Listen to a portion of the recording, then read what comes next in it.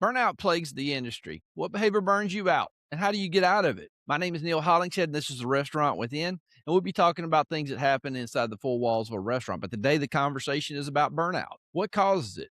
I know when I've hired people in the past, I've tried to get in front of it. Whenever you get in about a year to a year and a half of just about any position in the restaurant business, you start getting into some monotony. And as time goes on, the more that you work inside of a restaurant, the more details you learn, the more people that you learn. You learn more about the equipment. You learn more about the setup. You learn more about what a normal daily routine looks like. And you gain the ability to gradually spot everywhere on a daily basis that maybe we're not operating up to standard today. It becomes, I think it's an accidental growth that as you stay in the building longer, your eyes get sharper and sharper into the things that could be better. And that can be overwhelming. You start off in a job, and the first week that you're there, the things go the right way. Maybe you get treated well. Perhaps it's a good environment. And then you get a little further down the road and you happen to notice that maybe a table didn't get greeted right, or a manager had a bad day, or the different things that are going on. You start to become more observant. You get out of the tunnel vision and you see more and more every day. And the more that you see, the more overwhelming it can be that there are all these moving pieces to a restaurant, and the majority of them are out of your control. And then another piece of education really needs to take place, because you have to teach people how to get inside of their zone and control the things that they can control and make an impact by not just surviving day to day, but making an impact that's powerful, that has good energy, because you have to get people past that point in their career where they begin to learn that it's a very imperfect art constantly. And as they absorb that, you have to be able to teach people to soak it up and to make as many notes as they can about the things that maybe don't operate the way we want them to. But you also have to provide and teach a way, a time, and a place for people to turn that loose and be able to communicate that back to you. There has to be a point. It cannot just be an endless list of stacked up things in their head, or you're almost certainly going to end up hitting a burnout. The finer perspective over time can be overwhelming. Problems get bigger more frequently, and it becomes something that builds up in your head. You have to have somebody that you understand and confidently believe is trying to help you, that you can go to teach you how to deal with those things. And the worst thing that can happen to newer people as they begin to learn that stuff is for them to have to learn to pretend it's not there. That's the opposite of the culture that you want. You want the culture to be immediate, high sense of urgency, interest. And a lot of the times people will respond to the issues they run into that well if you respond to them that well. A lot of employees don't feel like they get dealt with that way, so they don't deal with situations that way. And then there's the social positioning. Unfortunately, it's not a lot different than high school. When people come to work for you, sometimes they will go and lean on your trainers, which they should, but oftentimes those trainers in the big scheme of things maybe don't have as good a habits as they should. And employees oftentimes make the mistake of attaching themselves to somebody that's in your building that's not growing, maybe even not even surviving. They may be even somebody that's not in good standing. But you have to do everything that you can when you're bringing people into the restaurant to get them to connect to people that are actually having success, people that have good motivation, that learn how to navigate all the things going on inside of the restaurant and still come back with a smile and intensity every day to be able to make an impact and not just survive shifts. But there's a lot of things that can create burnout that are very controllable. Short staff, be a toxic general manager, or toxic managers. Sometimes general managers become that labeled person because one of their underlings is toxic and they're not doing anything about that. If the crew feels that a manager's being toxic, they also have to understand and see and feel that somebody's doing something about that to make it better on a day-to-day basis, or else the whole place becomes labeled as toxic. But if there's no appreciation, impossible expectations on the crew, that they really don't feel like they can blow you away with what they're doing, which is really kind of the starting and finishing place that I like to take employees. I like to bring them in with the expectations that they're going to blow themselves away. They'll certainly blow me away along the way, but it starts off with the little things, and you have to be able to spot the little things. There's got to be a leader in the building that can see all the little bitty things that people are doing as much as you can and show some appreciation. And the more appreciation you show them, you can actually teach people to show some appreciation back to you. And that's where loyalty begins. There are a lot of people that are better at being loyal than others, but it's just like turning in a notice. Some people will turn in a notice, some people won't. Some people are very respectful and appreciative that you gave them a shot in your restaurant. And especially if they liked everybody there and had a pretty good stay, maybe they've got a better opportunity. They'll try to take care of you the right way when they leave and work out a notice the right way and then go. Other people, not so much. They just don't show up one day and they're never coming back. But inconsistent ownership, constant guest abuse, feeling unheard in a restaurant will certainly cause turnover at different times. Being the dependable person that gets leaned on all the time can certainly burn you out. Carrying people that are not very strong performers can burn you out just as quick as anything else. If there's no growth path, if all of the work that you're doing isn't leading to something, which is something that's got to stay in front of us all, because there are a lot of days when you go get in the shower, once you've been in the restaurant business for a little while, and it's different amounts of times, it can begin very early on, but you get into the shower and you just don't want to get out because the next step is, getting ready to go into that place again. And so there are days like that, and you have to find out at the core what's causing that. Did I get into something that's just not very fun? Or is it that suddenly the novelty of being the new person has worn off and now we're down to just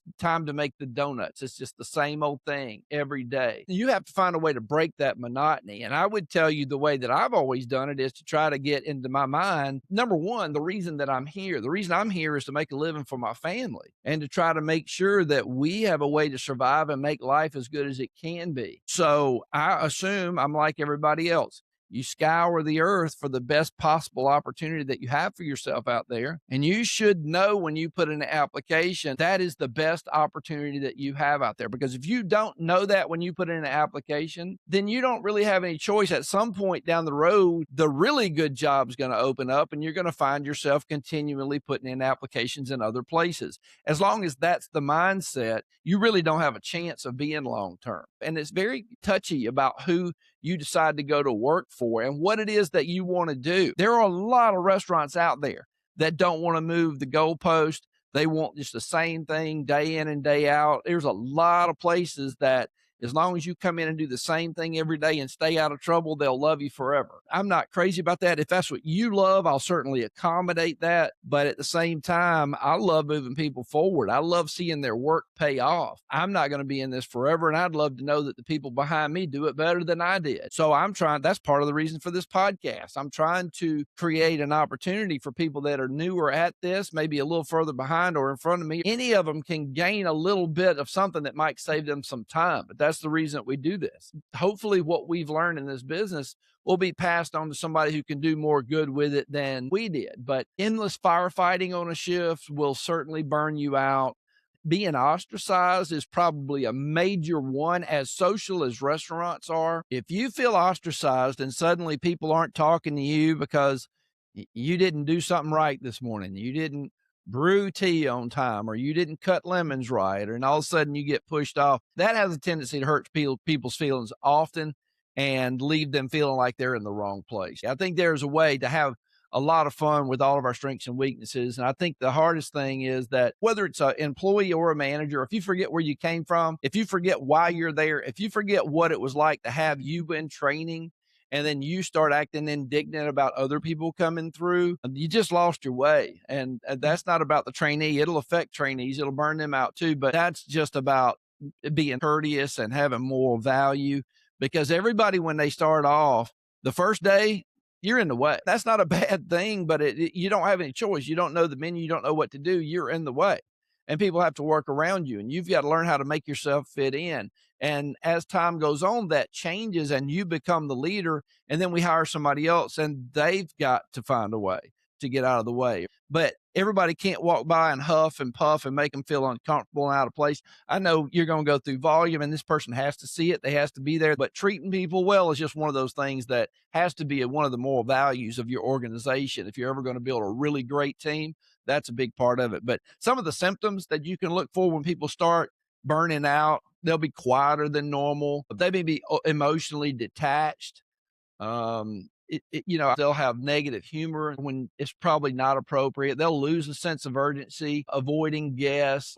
They'll be calling out more, less eye contact with the people that are there. Their heart won't be in it. You'll see them deflate, robotic behavior. It'll almost be like they are sacrificially working shifts just to kind of get by. The most dangerous burnout symptom is indifference. It's when they've just really quit responding to you. There's a lot of different people out there that respond to burnout a lot of different ways, and a lot of people don't understand it. Time's going to get most people, is going to make you feel burnt out, but I think it's important to understand what did that, because if I get back into my bubble, if I go back to concentrating on what's important to me, which is doing this as well as I can, making a living for my family, will that change my situation? Because a lot of the times people get confused, especially managers. I've seen so many managers get this wrong, where they think this burnout occurred with this staff member because they performed poorly. And in fact, the staff member performed poorly because they were burning out. I don't know what it is about that. It's easier for managers to just point the finger and say, well, it was them. But did they get enough breaks in between shifts? Did they have any money struggles with the place? Are we giving them enough hours based on their performance? Do they understand that the schedule is going to be based on performance? When was the last time we really picked them up and made life easier for them? That's a big question when it relates to burning out, because you want to feel like the management team is on your side. But restaurants burn out their strongest people first, because they're always toting people that probably shouldn't be in the building. But even if they are going to stay in the building, there has to be an alignment. And I would tell the leaders out there in the restaurant industry, you're going to deal with lots of different things. You deal with great job performers. I hate to tell you, but some of the most talkative, energized people that were in front of me oftentimes were at the top of their faking it game. And you'll watch a couple of months go by and they'll crash hard. So you really have to calibrate your time, make sure you identify everybody, spend the right amount of time with everybody. I find that to be easier in groups. That's the reason I like lineups before lunch and dinner, because it gives me a time to get everybody together. If I missed anybody, I can say, hey, look them in the eyes, let them know I'm here to help today. We're going to have a great shift. We're going to do whatever we got to do. And I try to make people feel like I've got control of this shift. And if I see somebody in the lineup that doesn't look right, I'm probably going to follow up with them after lineup, because I've literally had people that didn't feel well 1 minute in a lineup that didn't look good. And then just as soon as my lineup's over with, I try to go speak to them and something's happened. They passed out and fallen out on the floor. I mean, that comes from somebody trying to overdo it to make me happy to be on a shift. I don't need that. I want you to take care of yourself first, and then let's take care of a restaurant second. Burnout doesn't start when you're tired. It starts when you stop caring. You should worry when your best people go quiet. That's not good. You need to follow up and find out what's going on, because there's something weighing on their mind. And most restaurants, they don't lose people from hard work. They lose them to hopelessness. A lot of people go to work and they put their heart into stuff. And unfortunately, as we all know that have really been long-term at this, you'll do a lot more that nobody sees than you're ever gonna get shown appreciation for. I had a really smart guy in the business say to me one time, I wasn't as bad as they said I was when I messed up, and I wasn't as good as they said I was when I really did well. And I would tell you that's probably most people. Okay, so don't trip out or get too excited when people do things too wrong, especially if we can just kind of support them through it. They're probably not going to do it again. If they do it again, then we probably need to follow up and find out how they're learning and what's going to teach them. But at the same time, the emotional overreaction to good and bad is not all that healthy. Emotional follow-up on those things is healthy, but not to an extreme either way. Some people aren't lazy. They're just emotionally exhausted. A lot of people quit long before they stop getting paychecks. I've dealt with hundreds of employees and managers that were so done with coming to work every day, but they had to have a paycheck, so they kept going. And that usually doesn't do well for the employee, and it usually doesn't do well for the business either. Burnout kills standards before it starts killing the team. And the burning out of the standards is where you start really having turnover and burnout from the team. I hear the staffing conversation come up all the time. What I rarely hear followed up with, okay, I know staffing is tough. It always has been in every city. Some cities are easier than others. But what about those last 15 people you lost? Because if you had those, you wouldn't have a staffing problem. And once they're gone, it's too late. You've got to have a plan of action on a daily basis. And really, it kind of comes down to a good plan, but it also comes down to how much you care, because you got to care enough to ensure especially as a general manager, that 7 days a week, that place is ready to go first thing in the morning. And as soon as dinner starts up, it's ready to go again. That means product, prep, staffing, sanitation. As we all know, at any day, the health department can walk in, EcoSure, whoever it is that you're using that's going to inspect your restaurant. So having a healthy daily routine and slowing it down to that speed is very important. That daily routine that makes sure that the right amount of time from all the people that are involved and the leadership involved and the connection that's involved to all these people is what it needs to be. That is number one above and beyond almost anything else going on in that business, because I have too much to do. I want to grow sales, but I want to control costs, but I want to take care of a team. When you're in a general manager's role, you may or may not have direct control of any of that stuff. So for all of those things to get done at one time and get done the right way, then you have to have a very high success rate with making an impression upon a team that wants to help you. That's the bottom line. In restaurants, burnout gets called dedication an awful lot. And I love dedicated people. I love people who are loyal, but I'm very precautious about their workload. A lot of what we do can generate money for the families, for the people that are involved with our organizations. And so I want to do everything I can for my team, but I also want to make sure that I'm doing everything I can for our team long term. And sometimes that takes extra dialogue too, because what's going to pay the power bill this month might not keep you where you want to be in 6 months from now. I don't want to mess up the power bill, but I also don't want to lose you. So I have to find the thing that works out long term both ways. But some managers wear exhaustion like a badge of honor in this business. And for managers, you have to be really careful with your behavior. There are so many managers that I hear that are just tired of doing it, or just couldn't quite get it done today, or I couldn't believe that server asked me to be cut today, or that behavior of exhaustion, it's contagious. One of the things that made the restaurants that I had success with was my ability to galvanize somebody's strength to a point where they were excited about applying it on a regular basis with the confidence that I would be right behind them when any failure would occur, and they grew to things that they probably didn't even know they could do. I have several people in management right now that when they started working for me were not thinking about management. I've got a couple of GMs right now that when they got their GM role, when they first started, they were not thinking about being a general manager of a restaurant. And now they are. That's what happens when you galvanize those strengths. You minimize somebody's weaknesses. You make them feel secure in their deficiencies. That's an amazing task for any leader. And it takes people's confidence out the roof, and it changes the name of the game altogether. Some of the strongest people in this industry are barely hanging on emotionally, and nobody even notices because they're still showing up every day. If there was one thing that I wish we could fix, it's that. But to do that takes a lot. First of all, mentally, you've got to know the difference between burnout and consequence. Most people don't know the difference. If I behave poorly today and somebody frowns upon me for that tomorrow, I hate to say it, but that's deserved. And it's not a big deal. You just overcome it. But if I put in my best effort all the time and I'm always made to feel less than, that's going to lead to burnout if it isn't already there. If I'm starting to have a numbness to the failures of the restaurant, you're creeping into being burnt out. Now, how do you get past that? You got to get back in your own head. You got to make sure that you're focused on the things that matter to you. Why are you here? Is there another business out there that's better for you? There is a fact of the matter at the end of this tunnel. If this is the best possible job that you can have today, you need to treat it that way. And I say that not because I want you to sweep everything under the rug. I say that because I want you to have the mental capacity to get back in the game. And I want you to be dominant. I want you to know that you work for an organization that's good enough and caring enough that your best efforts will take you somewhere. And that's not every restaurant. You can't blame it on the restaurant. If you went to work somewhere that was closing down, that's going to be very difficult. Now, I would love to think you're helping them to try to not close down. That'd be awesome too. And I certainly have a respect for anybody that could do that. But you got to think about where you are. Think about the bigger picture. What's going to create the opportunity for you? I know a lot of people that are in restaurants right now as managers that would love to get promoted, but maybe in their store, there's not a position right now.